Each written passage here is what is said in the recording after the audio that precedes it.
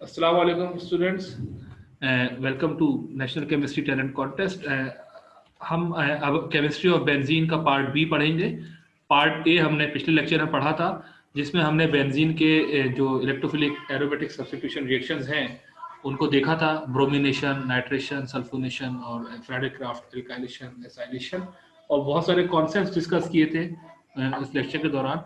अब हम ओरिएंटेशन पढ़ेंगे, मतलब हम ये देखेंगे जब बेंजीन पे कोई एक दफा इलेक्ट्रोफाइल आ गया, पहला इलेक्ट्रोफाइल, तो जो दूसरा इलेक्ट्रोफाइल आएगा वो पहले की नेचर पे डिपेंड करेगा या पहले के मूड पे डिपेंड करेगा। पहले जो फर्स्ट इनकमिंग ग्रुप था उसके, मतलब वो ओरिएंट करेगा कि दूसरे वाले इलेक्ट्रोफाइल को किस पोजीशन पे आना है या कितने आने हैं। मतलब एक को इनवाइट करे या दो को करे या तीन को करे या किसी को भी नहीं करे, हो सकता है। तो ये सब डिपेंड करेगा पहले ग्रुप पे, वो ओरिएंट करेगा। अच्छा, जो पहला ग्रुप लगा हुआ होगा वो यकीनन या तो इलेक्ट्रॉन डोनेटिंग ग्रुप होगा या इलेक्ट्रॉन विदड्रॉइंग ग्रुप होगा। तो बेसिकली हम अदर वे अराउंड ये पढ़ रहे होंगे क्या इफेक्ट डोनेटिंग ग्रुप ऑफर करेगा, क्या इफेक्ट विदड्रॉइंग ग्रुप ऑफर करेगा। ठीक है, तो स्टार्ट करते हैं बगैर टाइम को जाया किए। बेंजीन में देखें वाई पॉजिटिव पहला इलेक्ट्रोफाइल आया और लग गया, ये आपने मैकेनिज्म वगैरह मुझसे सारा डिटेल में पढ़ लिया। अब जब दूसरा इलेक्ट्रोफाइल आया, अब इसके पास देखिए तीन पॉसिबिलिटीज है थ्योरेटिकली, या तो ये ऑर्थो पे आके अटैच हो जाए या मेटा पे या पैरा पे। अच्छा, जब वाई आया था उसके पास एक ही पॉसिबिलिटी थी, 6 नहीं थी, क्योंकि 6 कार्बन आइडेंटिकल है तो वो एक ही जगह पे आके लगेगा। मतलब वो यहाँ लगे या यहाँ लगे, एक ही बात है। लेकिन अब ई के लिए एक बात नहीं है, ई के लिए यहाँ लगना या यहाँ लगना अलग बात है, क्योंकि यहाँ लगेगा तो ऑर्थो, यहाँ लगेगा तो मेटा, और यहाँ लगना एक और अलग बात है, पैरा। हाँ, अगर ई यहाँ लग जाए तो वो ऑर्थो का ही ऑल्टरनेट होगा, यानी वो दूसरा ऑर्थो हो जाएगा, और अगर यहाँ लग जाए तो दूसरा मेटा। तो मतलब ये है कि जो 5 पोजीशंस है उसमें से 2 एक जैसी है, 2 एक जैसी है और एक अलग है। ठीक है ना? तो अब ये डिक्टेट कौन करेगा? ये वाई करेगा। वाई बताएगा ई को कि आप यहां आ जाएं या आप यहां आ जाएं या आप यहां आ जाएं या एक से ज्यादा जगह पे आ जाएं। ठीक है, ये हमारा बेसिकली टॉपिक है। तो ऑर्थो पैरा डायरेक्टर हम उन ग्रुप्स को कहेंगे जो इनकमिंग इलेक्ट्रोफाइल को ऑर्थो या पैरा पोजीशन पे डायरेक्ट करेंगे। और इसी तरह आगे चल के हम पढ़ेंगे मेटा डायरेक्टर, वो हम उसे कहेंगे जो इनकमिंग इलेक्ट्रोफाइल को मेटा पोजीशन पे डायरेक्ट करेगा। आपके सामने स्क्रीन पे दोनों केसेस मौजूद है। ठीक है ना? पहले वाले में जैसे जी फॉर एनी ग्रुप, आपने ये ई ए इलेक्ट्रोफाइल और उसके साथ कोई एनाइन लगा हुआ है, तो ये ऑर्थो पैरा डायरेक्टर कह रहा हूं तो मैं ऑर्थो पे या पैरा पे आएगा, और अगर मेटा कह रहा हूं तो मेटा पे आएगा। ठीक है ना? तो अब ये क्या होते हैं ऑर्थो पैरा डायरेक्टर्स, वो हम देखते हैं, फिर हम मेटा डायरेक्टर देखेंगे। Are you with me? Yes sir. Okay, ठीक है। अच्छा, ऑर्थो पैरा डायरेक्टर्स वो ग्रुप्स होते हैं जिनके पास अनशेयर्ड इलेक्ट्रॉन पेयर होता है, यानी नॉन बॉन्डिंग इलेक्ट्रॉन पेयर ना। अनशेयर्ड इलेक्ट्रॉन पेयर या नॉन बॉन्डिंग इलेक्ट्रॉन पेयर एक ही बात है। ठीक है, या हम सादा लफ्जों में लोन पेयर ऑफ इलेक्ट्रॉन कह लेते हैं। तो वो अगर किसी ग्रुप पे मौजूद है तो वो ऑर्थो पैरा डायरेक्टर होगा। ठीक है। अच्छा, अब बाकी ये कंपटीशन की बात करते हैं कि ऑर्थो और पैरा में क्या है। तो पैरा इसलिए डोमिनेट हो जाता है कि पैरा में जो इलेक्ट्रोफाइल है वो दूर जाके लगता है, तो एक स्टेरिक हिंड्रेंस क्रिएट नहीं होता। ठीक है ना? तो स्टेरिक हिंड्रेंस या स्टेरिक इफेक्ट को अवॉइड करने के लिए या मिनिमाइज करने के लिए फारदेस्ट सब्स्टिट्यूशन होती है, इसलिए पैरा डोमिनेट करता है। लेकिन फिर वही बात, कुछ केसेस में ऑर्थो भी करता है। फिर ऑर्थो करता है तो उसके लिए भी दूसरा फैक्टर होगा। वो फैक्टर मैं आपको अभी से बता दूं कि वो कोई ऐसा ग्रुप लगेगा ऑर्थो पे जो इस ऑलरेडी प्रेजेंट ग्रुप के साथ कोई हाइड्रोजन बॉन्डिंग वगैरह कर रहा होगा। इंट्रामोलिकुलर हाइड्रोजन बॉन्डिंग, इंट्रामोलिकुलर मतलब विद इन द मॉलिक्यूल, तो वो उस केस में ऑर्थो भी प्रीडोमिनेट हो सकता है। ठीक है, तो जहन में रखिएगा अगर किसी रिएक्शन में पैरा आइसोमर डोमिनेट होता है तो उसका जवाब तो बड़ा सादा सा है, क्योंकि स्टेरिक हिंड्रेंस को अवॉइड करने के लिए पैरा पे गया है। लेकिन अगर ऑर्थो आइसोमर डोमिनेट होता है, प्रीडोमिनेट होता है, तो आप समझ जाइएगा कि ऐसा क्यों हो रहा है। हालांकि स्टेरिकली तो अनफेवर्ड है, स्टेरिकली तो फेवर्ड नहीं है ना, ऑर्थो पे आप ला रहे हो, यानी दो ग्रुप एक साथ रख रहे हैं, लेकिन इलेक्ट्रॉनिकली फेवर्ड हो रहा है, यानी इंट्रामोलिकुलर हाइड्रोजन बॉन्डिंग हो रही है, इसलिए वो ऑर्थो पे प्रीफर्ड है। ठीक है। अब ये देखें, ये ग्रुप है NH और एसिटाइल, N के पास लोन पेयर है, लोन पेयर ऑफ इलेक्ट्रॉन या अनशेयर्ड इलेक्ट्रॉन पेयर जैसे यहाँ लिखा हुआ है। तो इसीलिए जो नाइट्रेशन होगी, यानी nitric acid plus sulphuric acid, तो वो नाइट्रो ग्रुप जो आएगा वो या तो ऑर्थो पे आएगा या पैरा पे आएगा। देखिए मेटा पे नहीं आया है, इसलिए कि ये ऑर्थो पैरा डायरेक्टर ग्रुप है। तो ऑर्थो पैरा डायरेक्टर ग्रुप्स वो ग्रुप्स होते हैं जिनके पास नॉन बॉन्डिंग इलेक्ट्रॉन पेयर होता है या अनशेयर्ड इलेक्ट्रॉन पेयर होता है। ठीक है। हाँ, अब ये डिबेट कि ये 90% और ये 10% है, पैरा 90 और ऑर्थो 10, ये मैं बता चुका हूँ। ठीक है, स्टेरिक इफेक्ट की वजह से। ठीक है। अच्छा, अब इसको मोहम्मद उस्मान पूछे। सर वो अगर वो मतलब बल्कि ग्रुप नहीं होता, फिर जो परसेंटेज यील्ड होती वो डिफरेंस कम हो जाता। हाँ, डिफरेंस कम हो जाता। हाँ, डिफरेंस कम हो जाता ना, विंडो छोटी जाती। अभी जैसे 90-10 है, मैं आपकी बात समझ गया, 90 और 10 का रेशियो है। तो अगर ये ग्रुप की बल्कनेस थोड़ी सी कम कर देंगे ना, तो हो सकता है कि ये 80-20 हो जाए या 70-30 हो जाएगा। आपकी बात समझ गया। ठीक है।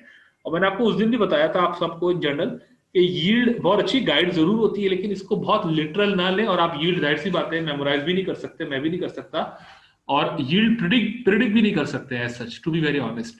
यानी अगर मैं यील्ड आपसे छुपा लेता और पूछता बताए कितनी यील्ड होगी, तो आपको भी नहीं पता होता, मुझे भी नहीं मालूम होता। हाँ, आप एक चीज सेफली कह सकते हैं, मेजर माइनर, है ना, मेजर माइनर, ये याद कर लें कि भाई ये मेजर होगा, ये माइनर होगा। हम यही टर्म यूज करते हैं ऑर्गेनिक केमिस्ट्री में, मेजर प्रोडक्ट, माइनर प्रोडक्ट, बस खत्म बात। ठीक है। 90-10 तो अब लिख दिया है, रियल वैल्यू है, एक्चुअल एक्सपेरिमेंटल वैल्यू है, तो अच्छी बात है लिख दिया। लेकिन नहीं भी लिखते तो आप बस ये लिख देते मेजर और माइनर। अच्छा, अब ये रीजन डिस्कस करते हैं। जी पूछे स्टूडेंट। जी सर, आप ये कंपाउंड के नाम बता दें। अच्छा, ये एनिल, अगर ये मैं एसिटाइल ग्रुप हटा दूं तो ये एनिलीन होता है। ठीक है ना, अगर मैं एसिटाइल ग्रुप हटा दूं, ये NH2 कर दूं, तो ये एनिलीन है। अब ये एनिलीन की एसिटाइलेशन हुई है, तो इसको कहते हैं एसिड एनिलाइड। इस कंपाउंड का नाम है एसिड एनिलाइड, और स्पेलिंग है ACET है, एसिड, वही एसिटाइल वाला एसिड। तो इसको कहते हैं एसिड एनिलाइड, पहले वाले को यानी रिएक्टेंट को। और प्रोडक्ट को कहेंगे para nitro acid anilide, ortho nitro acid anilide. ठीक है। Okay sir, thank you. Welcome.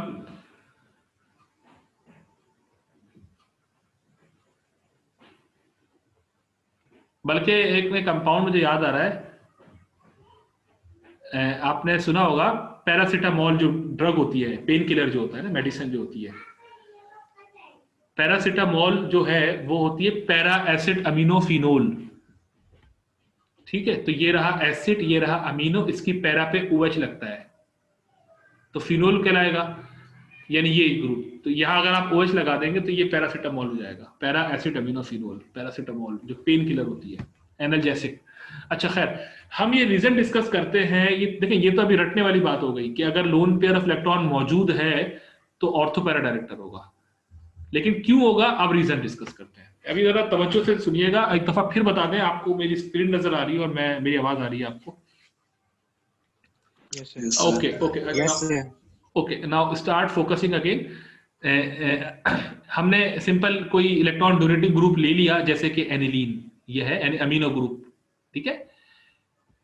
क्या रिएक्शन होगा? ये पाई बॉन्ड, जैसे ये तो हमने अभी पढ़ा था बेंजीन के रिएक्शन में ना, एक लेक्चर पहले। तो ये आपका इलेक्ट्रोफाइल किसी भी एक पोजीशन पे ले आते हैं आप, चले आपने यहां लगा दिया इलेक्ट्रोफाइल और यहां पॉजिटिव चार्ज लगा दिया, तो उसके बाद वही होगा डीलोकलाइजेशन ऑफ प्लस चार्ज। और ये जो 3 फॉर्म्स बनी है, ये आपको समझ में आ रही होंगी, बहुत अच्छी, हम पहले भी बना चुके हैं।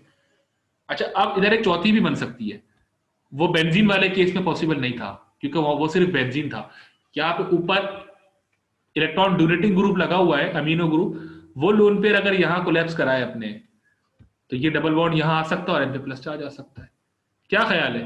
तो ये 4 पॉसिबिलिटीज है ना, जबकि बेंजीन वाले केस में 3 थी। ठीक है, respond. Yes sir. Okay, yes sir. अच्छा, अब इसमें हमने इसको रिलेटिवली स्टेबल कंट्रीब्यूटर कहा है। इसका रीजन आप दें मुझे, क्योंकि मैं आपको एक बता चुका हूं आंसर दूसरे तरीके से इस चीज का। चौथा वाला क्यों स्टेबल सर है? Nitrogen carbon octet complete. हाँ वेरी गुड, शाबाश, यही यही असली जवाब है कि जो चौथा कंट्रीब्यूटर है इसमें ऑक्टेट कंप्लीट है, जबकि शुरू के 3 कंट्रीब्यूटर्स में सेक्सटेट है, ऑक्टेट नहीं है। इसलिए तो 4 रेजोनेंस स्ट्रक्चर्स बन गए। कब बने? जब आपने इलेक्ट्रोफाइल को ऑर्थो पे रखा है, ठीक है ना, ऑर्थो एडिशन किया आपने, ठीक है।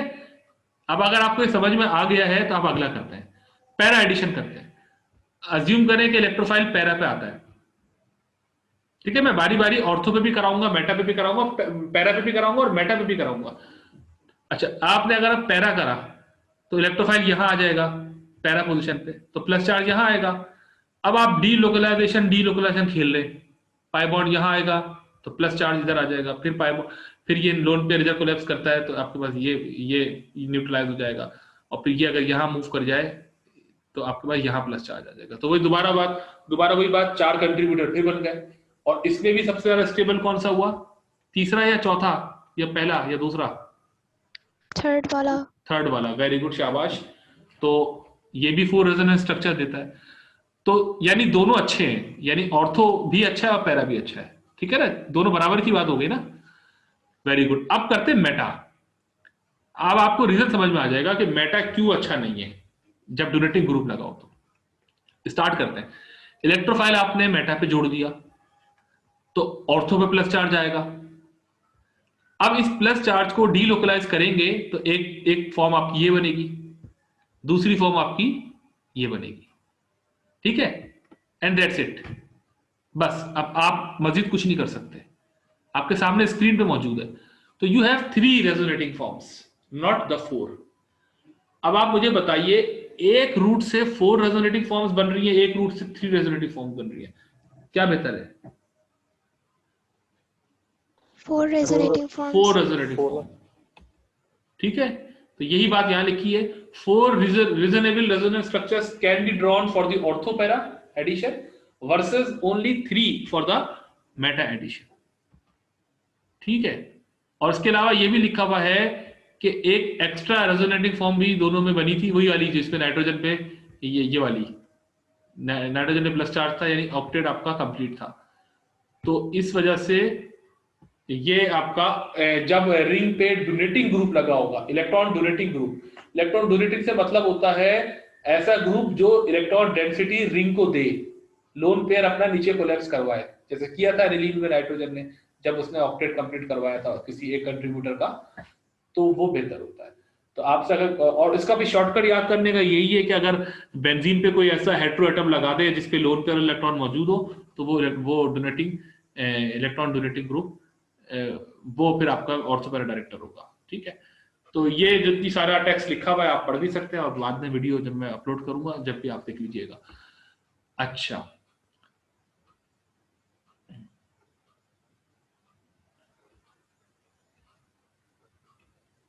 अब ये कह रहे हैं कि अमाइड जो है, यानी ये जो एसिड अमाइड है, ये होता तो ऑर्थोपैरा डायरेक्टर है, लेकिन एनिलीन के मुकाबले में लेस रिएक्टिव है।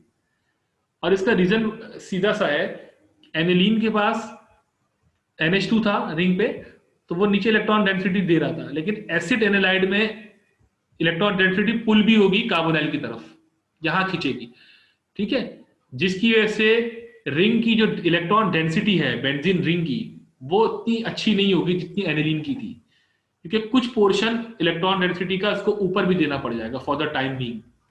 तो इसलिए acid anilide is less nucleophilic या in general less reactive than aniline because of withdrawing group attached to the nitrogen, इसलिए, ठीक है।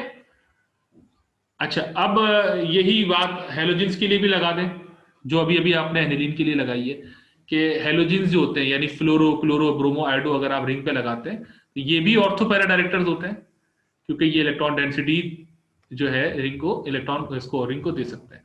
तो देखें, एक्स मतलब कोई भी हेलोजन है, तो अगर ऑर्थो सब्स्टिट्यूशन आप दिखाते हैं तो किस तरीके से प्लस चार्ज जो है इधर, फिर ऑल्टरनेट पोजीशन पे इधर, फिर इधर ऑल्टरनेट पोजीशन पे, और फिर एक ऐसा कंट्रीब्यूटर बन सकता है। यही बात पैरा के लिए भी वैलिड है। तो जो हमने डिस्कशन एनिलीन की इलेक्ट्रॉन डोनेटिंग एबिलिटी के लिए किया था वही वैलिड है हेलोजेंस के लिए। हाँ, एक फर्क है, हेलोजन की जो इलेक्ट्रॉन नेगेटिविटी होती है वो ज्यादा होती है, खासतौर पर फ्लोरीन की तो सबसे ज्यादा होती है, आपको पता है 4.0, और फिर क्लोरीन की भी अच्छी खासी होती है। तो हेलोजन की इलेक्ट्रोनेगेटिविटी ज्यादा होने से ना ये रिंग को डीएक्टिवेट कर देगा। देखिए, ortho para director, Meta director, ये एक अलग टर्म है, और एक्टिवेटिंग ग्रुप और डीएक्टिवेटिंग ग्रुप एक अलग टर्म है। ऑर्थो पैरा डायरेक्टर तो सीधा सीधा उसको कहते हैं जिसमें जो ग्रुप आने वाले इलेक्ट्रोफाइल को ऑर्थो पैरा पर डायरेक्ट करे, और मेटा डायरेक्टर कहेंगे जो ग्रुप आने वाले इलेक्ट्रोफाइल को मेटा पोजीशन में डायरेक्ट करे। एक्टिवेटिंग इलेक्ट्रॉन एक्टिवेटिंग और डीएक्टिवेटिंग ग्रुप से मतलब कुछ और है।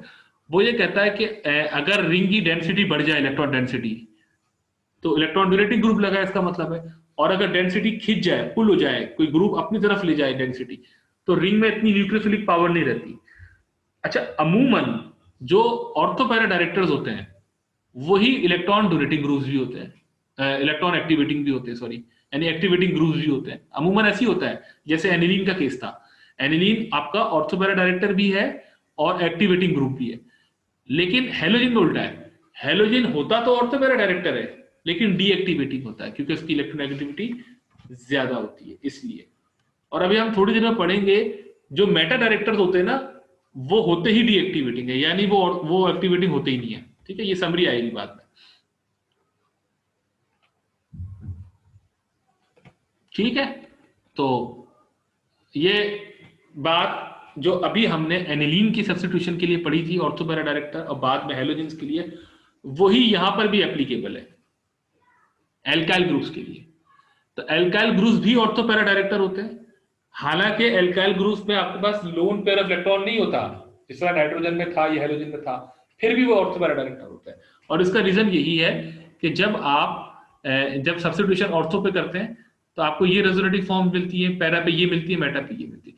यहाँ पे एक क्वेश्चन आप पूछ सकते हैं मुझसे कि जब हमने एनिलीन का केस या हेलोजन का केस देखा था तो हमने ये जस्टिफिकेशन दी थी कि सर ऑर्थो पैरा डायरेक्टर में 4 रेजोनेटिंग कंट्रीब्यूटर आ रहे थे और मेटा डायरेक्टर में 3 आ रहे थे, तो हमने उस बुनियाद पे फैसला कर लिया था कि ऑर्थो पैरा डायरेक्टर बेहतर होता है, यहाँ पे ज्यादा।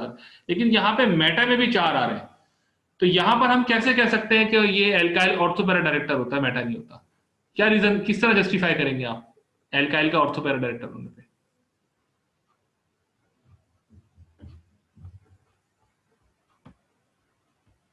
सर just carbocation बन रहा है, that is more stable for ortho and para. और ऑर्थो एंड पैरा कौन सा वाला काम, सारे या कोई एक पर्टिकुलर बन रहा है ऐसा? No sir, for ortho the last one and for para the middle one. That's very good, very impressive, मैंने इसको हाईलाइट भी कर दिया।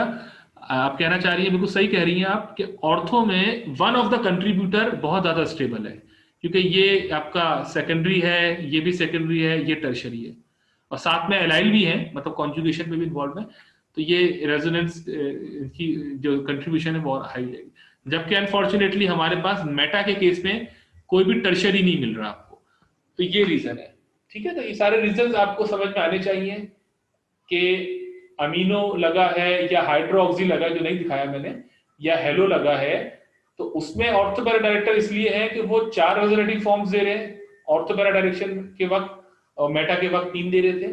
तो higher the number of resonating forms, more stable, मतलब stable the intermediate is, and hence more existing that molecule have the particular group. लेकिन अगर number of resonating forms बराबर हो जाए तो फिर आप स्टेबिलिटी देखते हैं कि कोई ऐसा कंट्रीब्यूटर मिल रहा है जो ज्यादा बेहतर है, जैसे कि ऑर्थो पैरा में है टर्शरी। अब आते हैं मेटा डायरेक्टर्स। जिस तरह ortho para director electron donating groups के साथ था अमूमन, इसी तरह मेटा डायरेक्टर्स में विड्रॉइंग ग्रुप्स होता है। जैसे ये नाइट्रोबेंजीन है रिंग पे, ये आपने सबसे पहले बेंजीन की नाइट्रेशन करी तो नाइट्रोबेंजीन मिला, फिर दोबारा नाइट्रेशन करें तो अब ये देखिए ऑर्थो मेटा पैरा, इसका रेशियो ये है, यानी पैरा तो ना होने के बराबर है और मेटा भी, ऑर्थो भी कितनी खास नहीं है, मेटा ही मेटा सबसे ज्यादा है, यानी उल्टा है, 93% है। अच्छा, इससे पहले हम इसका मैकेनिज्म डिस्कस करें ताकि आपको ये पता चले कि नाइट्रो क्यों ऑर्थो मेटा डायरेक्टर होता है। आपको पता होना चाहिए कि नाइट्रो का स्ट्रक्चर क्या होता है। नाइट्रो या तो आप NO2 करके लिख दें, अच्छा है, टाइम सेविंग भी है और सेफेस्ट भी है, लेकिन अगर आपको एक्सपेंड करके लिखना है तो फिर आपको इस तरह लिखना पड़ेगा, N double bond O single bond O पर नेगेटिव चार्ज, N पर पॉजिटिव चार्ज। ठीक है, ये बात इसलिए कह रहे हैं कि स्टूडेंट क्या करते हैं, यहाँ पे भी डबल बॉन्ड बना देते हैं, यानी N डबल बॉन्ड O फिर एक और N डबल बॉन्ड O, ऐसा करेंगे तो 5 वैलेंसी नाइट्रोजन की हो जाएगी, जो कि पॉसिबल नहीं है। इसके शेल में इतने इलेक्ट्रॉन ही नहीं होते कि वो 10 इलेक्ट्रॉन रख सके लास्ट शेल में। ठीक है, अच्छा अब वही डिस्कस करते हैं, वही काम करेंगे स्ट्रेटेजी। हम नाइट्रो बेंजीन की ऑर्थो सब्स्टिट्यूशन भी देखते हैं, मेटा भी देखते हैं, पैरा भी देखते हैं, और फिर जस्टिफाई करते हैं कि कौन सी वाली प्रीडोमिनेंट होगी। ऑर्थो करके देख लेते हैं। ऑर्थो पे इलेक्ट्रोफाइल लगा दें तो आपके पास प्लस चार्ज जो है वो मेटा पे आ जाएगा, फिर डीलोकलाइज होके ऑल्टरनेट पोजीशन पे आएगा, फिर डीलोकलाइज होकर यहाँ आ जाएगा। तो ये 3 ही रेजोनेटिंग फॉर्म्स पॉसिबल हैं, और ये तो तीसरी वाली बहुत ही बुरी है, बहुत ही अनस्टेबल है, रेड में इसलिए कर दिया। क्यों अनस्टेबल है? क्योंकि प्लस चार्ज का मतलब होता है इलेक्ट्रॉन डेफिशिएंसी, है ना, इलेक्ट्रॉन की किल्लत, शॉर्टेज। ऊपर से बराबर में जो ग्रुप लगा है वो विड्रॉइंग भी है, यानी कार्बोकैटायन के बराबर में विड्रॉइंग ग्रुप लगाओ, या उल्टी बात कह लें, विड्रॉइंग ग्रुप के बराबर में जो कैटायन सेंटर बन जाए वो बहुत ही अनलाइकली होता है। ठीक है, क्योंकि बजाय इसको कोई इलेक्ट्रॉन की इमदाद मिलती इस पॉजिटिव कार्बन को, आपने ऐसा ग्रुप रख दिया जो इसको मजीद इससे इलेक्ट्रॉन लेने के चक्कर में लगा हुआ, जो कि उस पर है ही नहीं। तो इसलिए ये ऑर्थो एडिशन बहुत ही अनलाइकली है नाइट्रो के केस में। So as for para position check कर लेते हैं। पैरा पे इलेक्ट्रोफाइल लगाया, मेटा पे पॉजिटिव चार्ज आया, डीलोकलाइज हुआ इलेक्ट्रॉन, देखें यही, अब आप समझ गए होंगे, यही बहुत ही बुरी पोजीशन है। ठीक है, क्योंकि विड्रॉइंग ग्रुप के साथ वाली कार्बन में पॉजिटिव चार्ज होना बहुत ही अनलाइकली होता है। ठीक है, तो ओवरऑल 3 रेजोनेटिव फॉर्म्स और एक इसमें से इंतहाई अनस्टेबल। अब करते हैं मेटा। अगर आप इलेक्ट्रोफाइल मेटा पे लगाते हैं तो ऑर्थो पे प्लस चार्ज आ जाएगा, फिर ये दूसरे ऑर्थो पे आ जाएगा डीलोकलाइज होके, और फिर पैरा पे आ जाएगा। तो कहीं पे भी ना देखें नाइट्रो के साथ वाले कार्बन पे नहीं आया, जिसको इप्सो कार्बन कहते हैं, IPSO इप्सो कार्बन नहीं आया। तो 3 रेजोनेटिव फॉर्म्स तो आपको ऑर्थो ने भी दी, मेटा ने भी दी, पैरा ने भी दी, विड्रॉइंग ग्रुप वाले केस में बात कर रहा हूँ।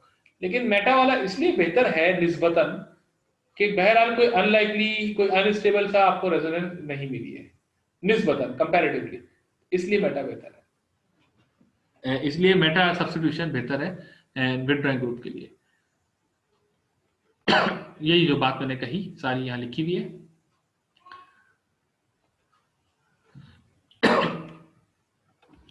अच्छा, अब बात करते हैं एक्टिवेटिंग और डीएक्टिवेटिंग ग्रुप्स की।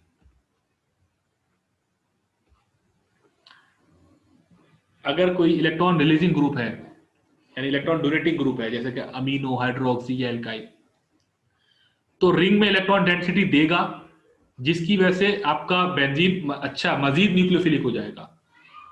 ठीक है, यानी खाली बेंजीन, अनसब्स्टिट्यूटेड बेंजीन की रिएक्टिविटी जो भी हो, डोनेटिंग ग्रुप लगाने से बढ़ जाएगी, क्योंकि donating group electron density ring में बढ़ा देगा। ठीक है, क्योंकि ये आप एरो देख सकते हैं pointing towards the centre of this ring. लेकिन अगर आप विड्रॉइंग ग्रुप लगाते हैं रिंग के ऊपर, जैसे कि नाइट्रो आपने भी देखा था, या कोई कार्बोनाइल ग्रुप लगाते हैं, aldehyde, ketone, carboxylic acid, ester वगैरह, या नाइट्राइल या सल्फोनिक, तो डेंसिटी पुल कर लेगा ग्रुप अपनी तरफ, तो रिंग की डेंसिटी कम कर देगा, तो जिसकी वजह से आपका बेंजीन जो रिंग है वो लेस रिएक्टिव हो जाएगा। तो अगर आप कंपेयर करें बेंजीन को, unsubstituted benzene versus electron donating group if installed on the benzene versus electron withdrawing group, तो इसका जो रिएक्टिविटी ऑर्डर है वो ये होगा कि डोनेटिंग ग्रुप ज्यादा न्यूक्लियोफिलिक होगा, दूसरे नंबर पे बेंजीन, तीसरे नंबर पे विड्रॉइंग ग्रुप। तो इसका मतलब है जो डोनेटिंग विड्रॉइंग ग्रुप्स हैं वो डीएक्टिवेटिंग ग्रुप्स होते हैं, और जो डोनेटिंग ग्रुप्स हैं वो एक्टिवेटिंग ग्रुप्स होते हैं। बस एक एक्सेप्शन है, हेलोजिन जो है वो डोनेटिंग ग्रुप, वो ऑर्थोपैरा डायरेक्टर है लेकिन विड्रॉइंग ग्रुप है, वरना सारे विड्रॉइंग मेटा डायरेक्टर जो होते हैं वो विड्रॉइंग होते हैं, लेकिन ऑर्थोपैरा डायरेक्टर सारे डोनेटिंग होते हैं सिवाय हेलोजिन के। ठीक है, और यही वजह है कि जो विड्रॉइंग ग्रुप्स हैं उनकी एक्सेलरेशन स्लोअर होगा। ये समरी है, इसको देखें। आप लोग मौजूद हैं? जी सर। अच्छा अच्छा, मुझे अपनी यस सर। अपनी एग्जिस्टेंस का सबूत देते रहा करें हर 2-3 मिनट बाद, कोई ना कोई जबरदस्ती कोई क्वेश्चन पूछ लिया करें, ताकि मुझे एहसास हो कि आप मौजूद हैं और अलाइव हैं और मुकम्मल तौर पे अवेक हैं। ये समरी है कि अगर देखें डोनेटिंग ग्रुप यानी वाई है ना, वाई अगर डोनेटिंग ग्रुप है जैसे NH2, NR2, OH, O negative या OR, तो ये स्ट्रांगली एक्टिवेटिंग होगा और OP डायरेक्टर होगा, ऑर्थोपैरा डायरेक्टर। और अगर डोनेटिंग तो है, लेकिन ऐसा डोनेटिंग है जिसके पीछे को विड्रॉइंग लगा हुआ है, जैसे एसिड अमाइड का केस था, एसिड एनालाइड का, तो वो मॉडरेटली एक्टिवेटिंग हो जाएगा, यानी थोड़ा सा दर्जा कम हो जाएगा, लेकिन बहरहाल रहेगा तो ओपी डायरेक्टर, लेकिन एक्टिवेशन थोड़ी सी कम हो जाएगी। और अगर आप एल्काइल लेते हैं तो वो वीकली एक्टिवेटिंग होता है और ऑर्थोपैरा डायरेक्टर तो बहरहाल रहेगा। और हाइड्रोजन आप लेते हैं तो फिर तो ये वापस बेंजीन बन जाएगी, इसलिए ये कंपैरिजन होगा ही नहीं, क्योंकि ये है ही हाइड्रोजन की रिस्पेक्ट से कंपैरिजन। अब आप उल्टा उल्टा डिस्कशन करते हैं विड्रॉइंग ग्रुप। अगर आप हेलोजेंस लेते हैं जैसे फ्लोरो, क्लोरो, ब्रोमो, आयोडो, तो होगा तो ओपी डायरेक्टर, लेकिन डीएक्टिवेटिंग भी होगा साथ में, क्योंकि डेंसिटी अपनी तरफ पुल करेगा हेलोजन, तो रिंग से डेंसिटी खींच लेगा। वीकली डीएक्टिवेटिंग होगा, लेकिन बहरहाल डीएक्टिवेटिंग होगा। अगर आप दूसरे विड्रॉइंग ग्रुप्स लेते हैं यानी कार्बोनाइल कंटेनिंग, जैसे ester, ketone, aldehyde, carboxylic acid, sulphonic acid लेते हैं या नाइट्राइल लेते हैं, तो एक तो वो बेटा डायरेक्टर हो जाएंगे और फिर डीएक्टिवेटिंग का लेवल बढ़ जाएगा हैलाइड के मुकाबले में, यानी मॉडरेट डीएक्टिवेटिंग हो जाएंगे। और आपने अगर और कोई ऐसा ग्रुप ले लिया जो और डेंसिटी पुल कर दे, जैसे कि CF3, CCl3 या नाइट्रो या ट्राई एल्काइल अमोनियम ग्रुप, इसको कहते हैं ट्राई एल्काइल अमोनियम, तो स्ट्रांगली डीएक्टिवेटिंग हो जाएगा और मेटा डायरेक्टर हो जाएगा। तो ये आपको केसेस सारे समझने आने चाहिए। तो अगर शॉर्टकट बना लेना एक गाइड आसानी के लिए, तो मैं आपको बताता हूं। अगर कोई इलेक्ट्रॉन पेयर कंटेनिंग हेटेरोएटम लगा हुआ है रिंग के साथ डायरेक्ट, जैसे OH में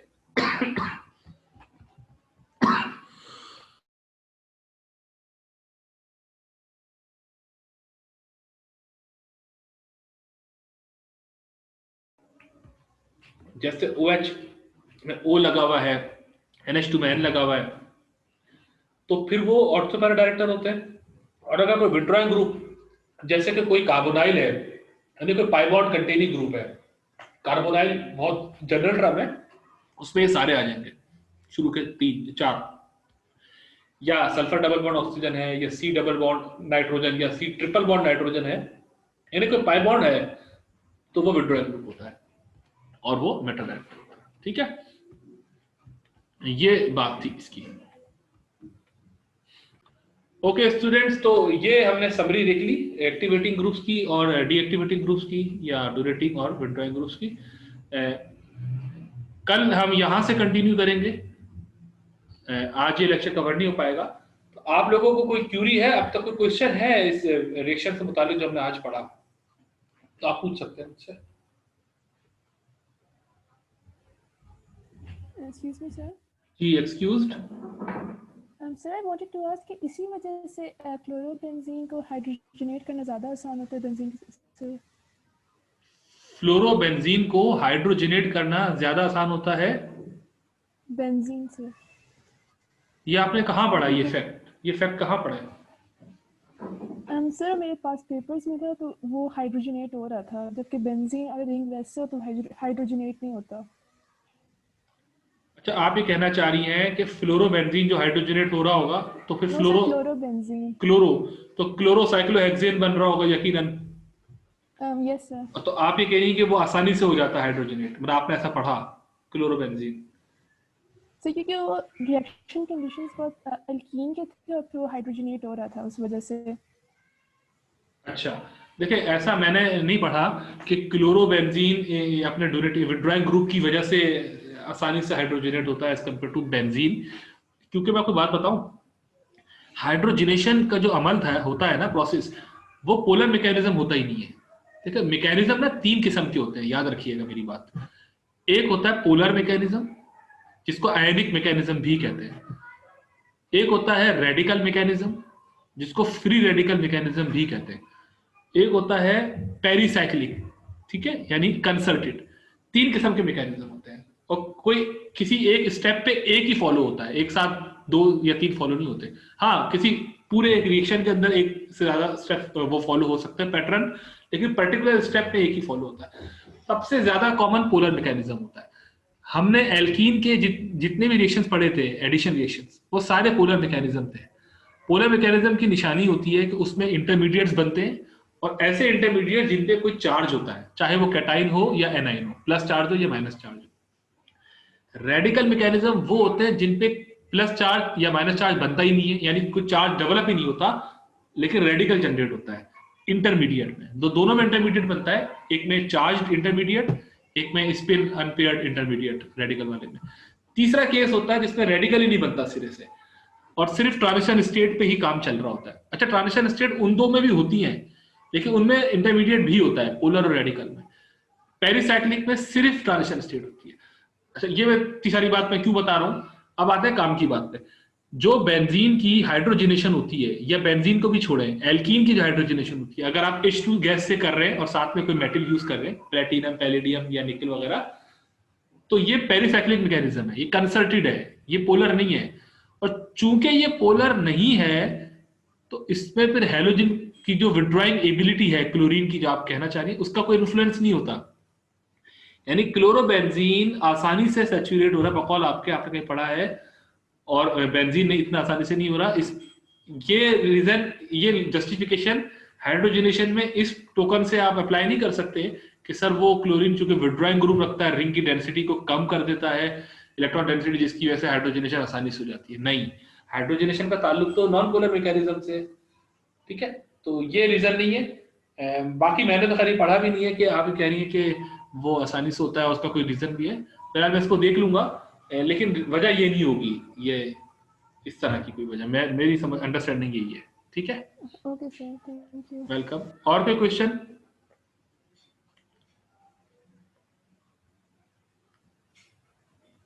नहीं है? ओके, तो thank you very much for attending this lecture. Inshallah we will continue from where we have left today.